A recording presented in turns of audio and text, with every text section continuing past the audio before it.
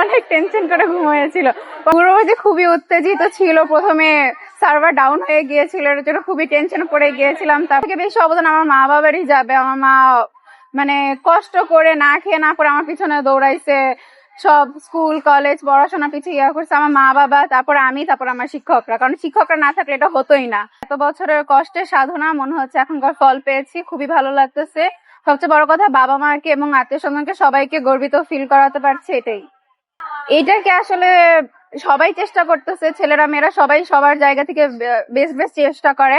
আমরা যে ছেলেরা মেয়েরা সবাই উভয়ভাবে সমানভাবে এগিয়ে যাক, এই মানে একজন আগানো একজন পিছনে এটা না থাকুক, সবাই আমরা একসাথে আমরা এগিয়ে যাই, এটাই।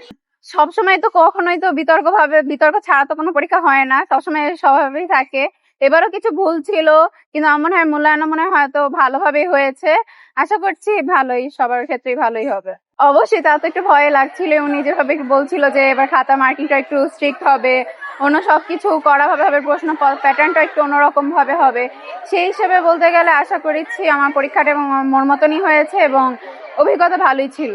থেকে বেশি অবদান আমার মা বাবারই যাবে। আমার মা মানে কষ্ট করে না খেয়ে না করে আমার পিছনে দৌড়াইছে, সব স্কুল কলেজ পড়াশোনা পিছিয়ে ইয়া করছে আমার মা বাবা, তারপর আমি, তারপর আমার শিক্ষকরা। কারণ শিক্ষকরা না থাকলে এটা হতোই না।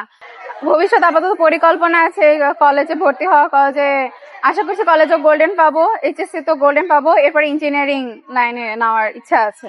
পূর্ববর্তী খুবই উত্তেজিত ছিল, প্রথমে সার্ভার ডাউন হয়ে গিয়েছিল, এর জন্য খুবই টেনশন পড়ে গিয়েছিলাম। তারপরে অবশেষে এসএমএস এবং সার্ভার দুইটাই ঠিক হয়েছে এবং ওখান থেকে পেয়েছি এবং রেজাল্ট দেখে সব ক্লান্তি টান্তি টেনশন সব ভুলে গেছি। হ্যাঁ হ্যাঁ, মিষ্টি খাওয়ানো হয়েছে, খাইছিও মিষ্টি, আশা করি আরো খাবো।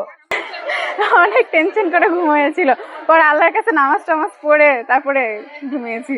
এটা আসলে মেয়েরা পিছিয়ে যান, এটা হচ্ছে প্রত্যেকটা স্টুডেন্টেরই পড়াশোনার উপর নির্ভর করে, যে যেভাবে করেছে সে ভর্তি পরীক্ষা ভাবে হবে। এটা আসলে মেয়ে ছেলের কোনো বিষয় নেই, এটা আসলে প্রতিটা স্টুডেন্টের উপরই নির্ভর করে।